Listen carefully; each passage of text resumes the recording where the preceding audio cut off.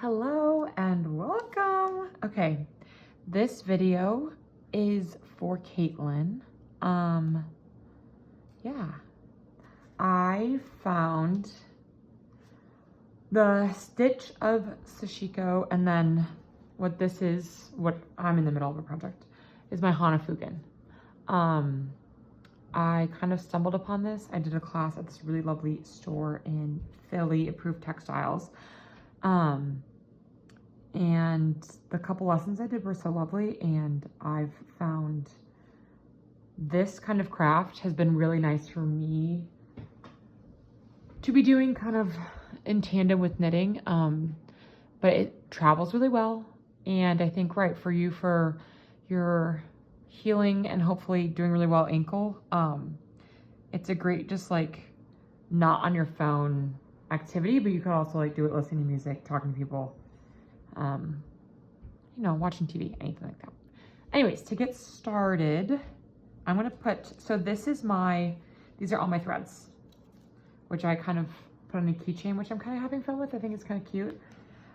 But for even getting us going, which I think you've done some hand threading, Caitlin, I have a couple things. I have my needle, I have my threader, which I use, but they didn't have any at the store. And then I have my thread. And then we have what we're gonna do our thread on. So we need to set up the thread first.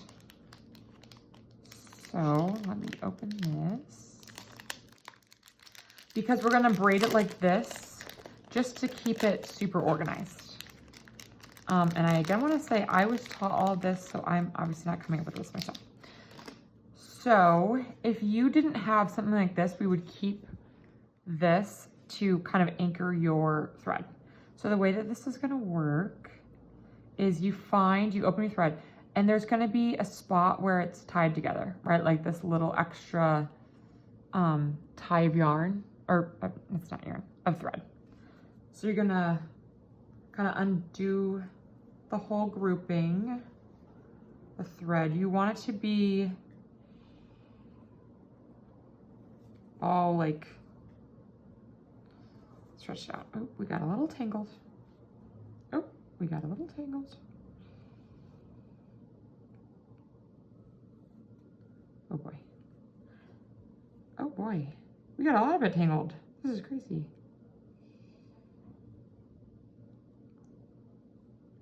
Okay. Simple. All right, so now we have our big loop. What we're gonna do, oh, forgot to get scissors.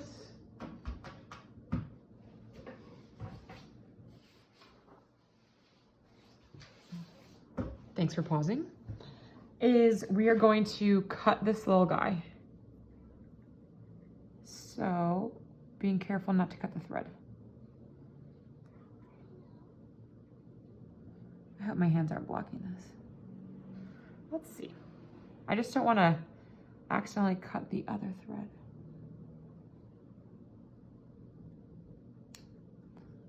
Caitlin, I think the threads that I got you, they only have one loop. I just haven't seen this one as many tied around at once. Okay, so we're gonna cut this thread. There we go. Oh, didn't fully cut it. That's funny. Okay, we'll get there. There we go. I feel like I'm yelling.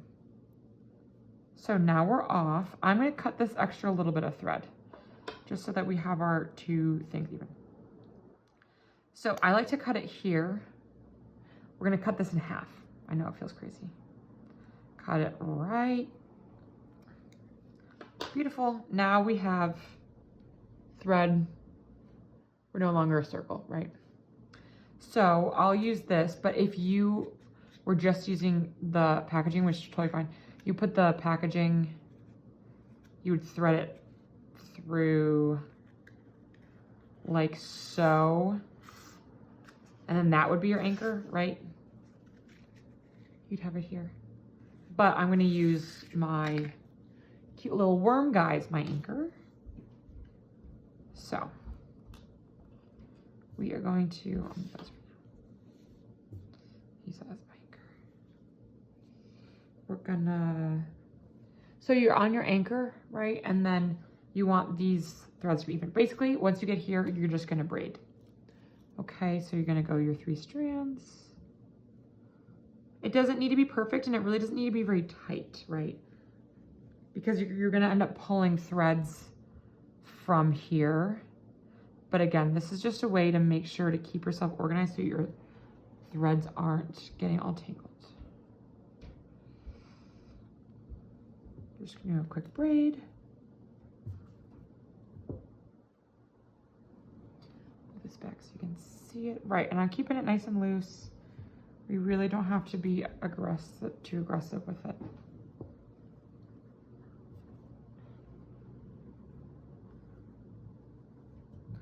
Braid it pretty much all the way down so you can see it.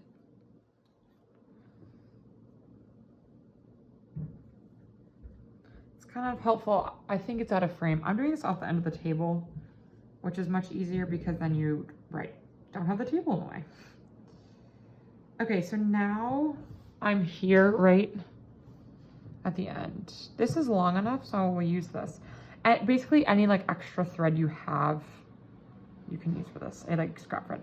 So you're just gonna tie this off to secure the bottom. So I'm tying a real good, like pretty tight, I would say, pretty tight loop. I'm just gonna go around twice just to really secure it. Lovely. Okay, so now we have our secured thing.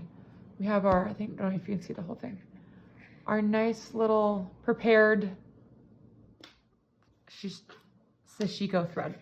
So right now I have all of my beautiful things. We've got this one in there now too. I'm gonna pull a different thread because I'm not using this like light pink, or I don't know what we were calling this, light salmon sandy color just yet. I'm using this color right now on my sashiko, or my Hana Funkin.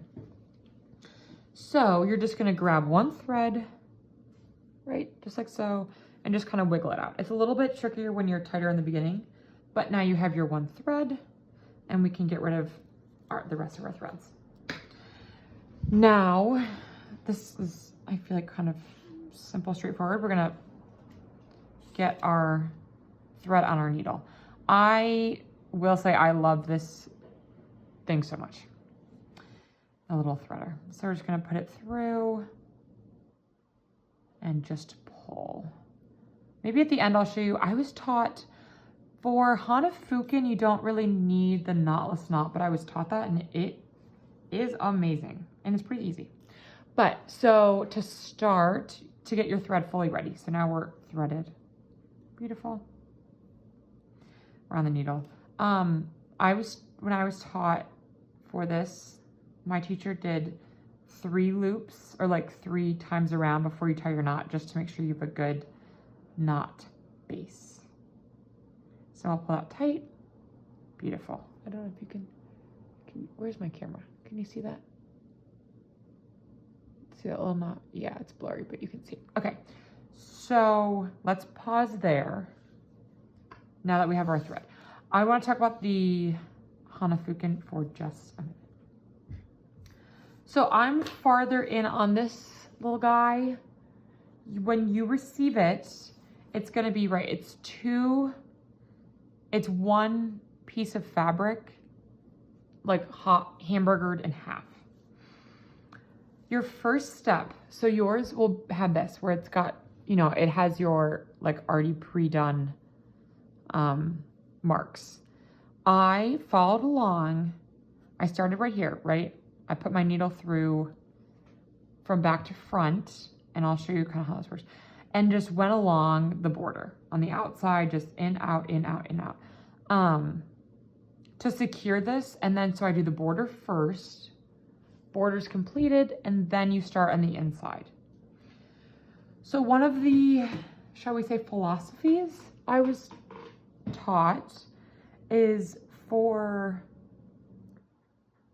sashiko generally, and then for the Hana Funkin as well, it's kind of the same thing, is you're doing, you're finding the through line, like one consistent line throughout. It's a little harder to see in the stuff that I've done so far.